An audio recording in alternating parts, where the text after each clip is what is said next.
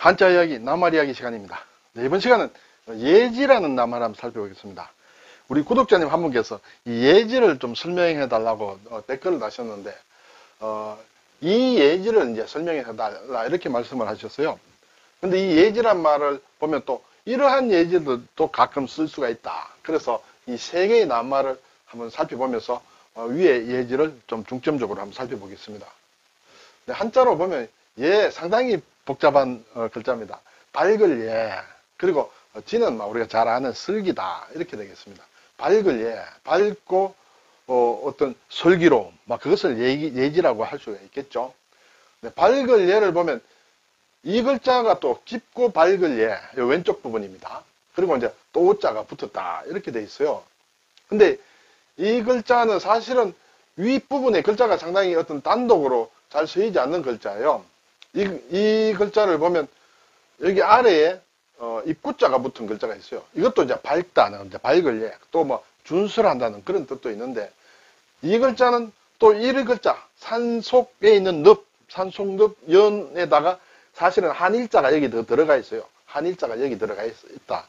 그리고 입구자가 빠지고 눈목자가 들어갔다. 눈목자가 들어감으로써 이제 밝다는 이제 그런 의미를 가지겠죠. 그래서 이 글자에도 밝다는 뜻이 있고 또 이 글자에도 밝다는 뜻이 있다. 그리고 경우에 따라서는 이 두 글자가 같이 쓰이는 경우도 많이 있다. 이렇게 되겠습니다.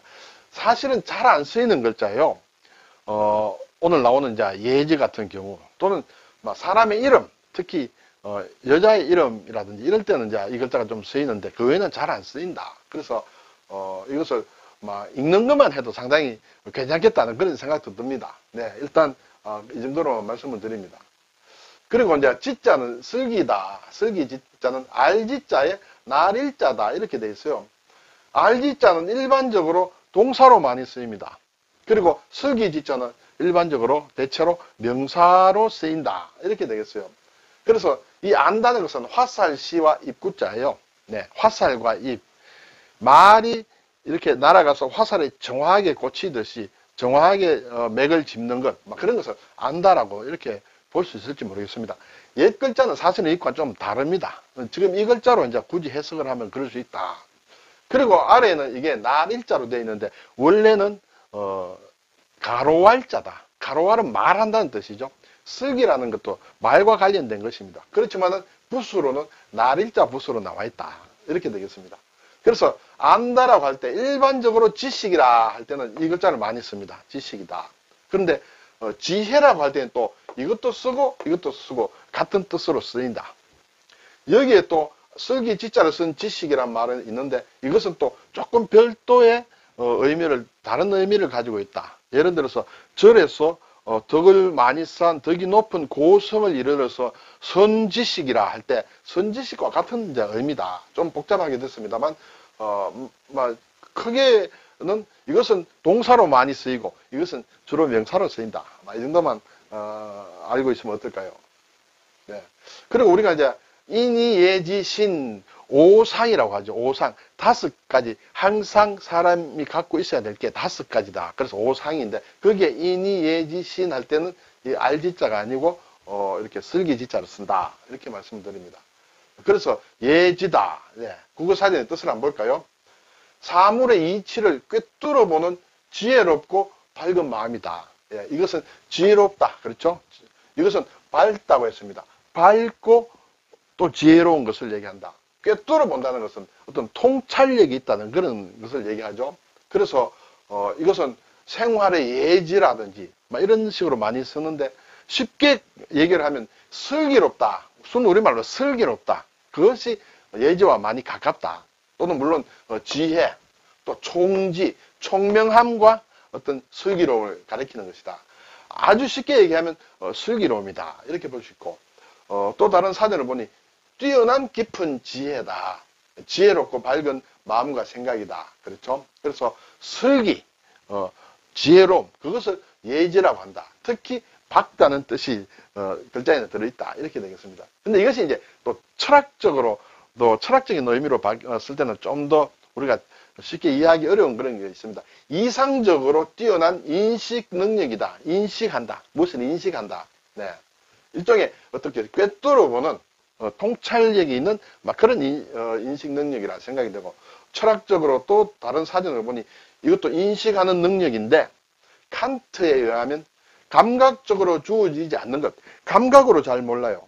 외부에서 이렇게 객관화되어 있는 것은 우리가 감각적으로 알 수 있는데, 그 감각적으로 주어지지 않는 것을 좀 잡기 힘든 것, 구체적으로 잡기 힘든 것이죠. 그것을 주관적으로 표상할 수 있다.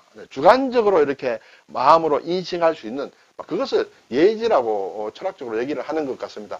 제가 구체적으로 좀 더 쉽게 말씀은 못 드리겠습니다만, 이것이 이제 사전에 나와 있는 막 그런 설명이다. 그래서 예지는 쉽게 얘기하면 설기, 지혜, 밝음과 슬기로 막 그런 것을 얘기한다. 이렇게 되겠습니다. 그래서 예를 들어 생활의 예지라고 하면 말을 바꾸게 되면 생활의 지혜 또는 생활의 슬기 막 이렇게 볼 수 있다. 네. 자, 총명예지란 말이 나왔습니다. 총은 이렇게 귀 이자가 있죠. 귀가 잘 들린다는 것이에요. 명은 이제 밝다는 것은 눈을 잘 본다는 것이에요. 자, 그래서 듣지 못하는 것이 없다. 총기가 있다 할 때 이제 잘 듣는다는 것이에요. 그리고 보지 못한 것이 없다. 밝게 본다는 것이에요. 총명.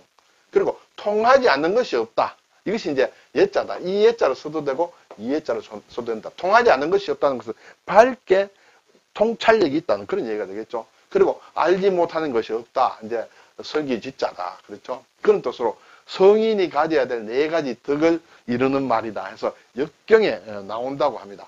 주로 임금의 슬기를 칭송하던 말이다.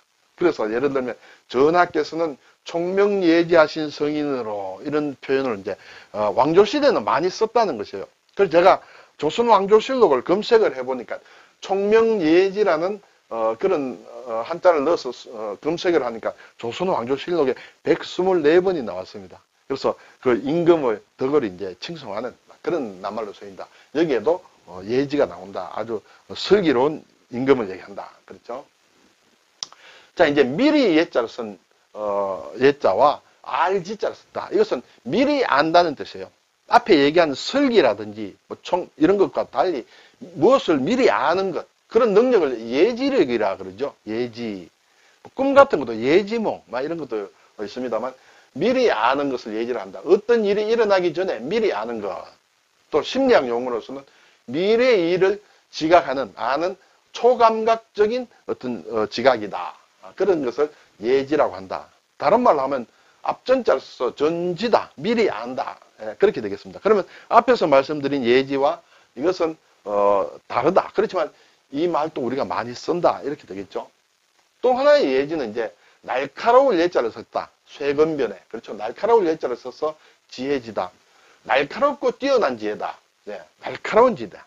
아주 번득번득이는, 날카롭게 번득이는 지혜다. 그의 글에는 예지가 번득인다. 이렇게 되면 앞에서 말씀드린 미리 안다는 것도 아니고 또는 단순한 설기가 아니고 상당히 번득번득하는 날카로운 어떤 통찰력 막 그런 것을 얘기할 때 이러한 예지를 쓴다. 자, 3가지 예지 우리가 생활 속에서 쓸 수 있는 그런 말을 살펴봤는데 다시 한번 비교를 하자 보면 맨 처음에 나온 이 밝을 예자를 쓴 예지는 이치를 꿰뚫어보는 통찰할 수 있는 밝음과 지혜다. 쉽게 얘기하면 맞설기를 얘기한다. 또 미리 예자를 쓴 그리고 알지자를 쓴 예지는 미리 안다는 것이다. 단순히. 그리고 날카로울 예자를 쓴 것은 날카로운 지혜를 얘기한다. 날카로운 지혜와 밝은 지혜는 조금 다를 수 있겠죠. 어디에 중점을 두느냐 하는 데 따라서 이렇게 나누어 써야 되는데 우리가 한자를 쓰지 않다 보니까 이것만 이렇게 쓰다 보면 정확히 어느 건지 모를 수 있다. 이렇게 되겠죠. 그럴 때는 사전을 찾아봐야 되는데 한자를 모르면 이것도 구분이 잘 안 된다. 그래서 한자를 최소한도 이것과 이것이 다르다는 정도는 구분하고 알 수 있는 어떤 한자 능력은 가지고 있어야 된다. 저는 그렇게 생각을 하고 있습니다. 자, 이 밝을 예자가 앞에서 총명 예지라고 했듯이 임금과 관련된 것에 또 많이 붙인다. 아까 조선 왕조실록에도 많이 나왔다고 했죠. 그리고 경우에 따라서는 이 글자와 섞여서 이렇게 많이 같이 혼용해서 쓰기도 한다. 다른 예문을 별로 없어요. 그래서 조선 제8대 임금, 그렇죠? 8대 임금의 이름이 이제 그 묘호가 예종이다. 예종. 그때 이 예자를 쓰고 있다는 것을 제가 확인을 했습니다. 자, 이 예지를 한중일 찾아보면 기본적으로는 같은 글자들이다. 그래서 이 예지, 일본에도 별도의 신자체는 없다. 이 예지를 쓴다. 그렇지만은 여기에 알지자를 쓴 그런 예지도 더 많이 쓴다. 이것을 더 많이 쓴다. 네, 그런 것을 말씀을 드리고요.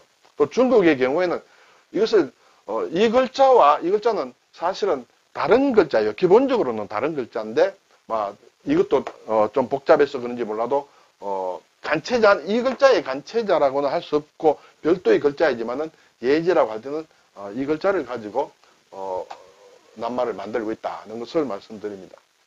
오늘 예지, 그렇죠?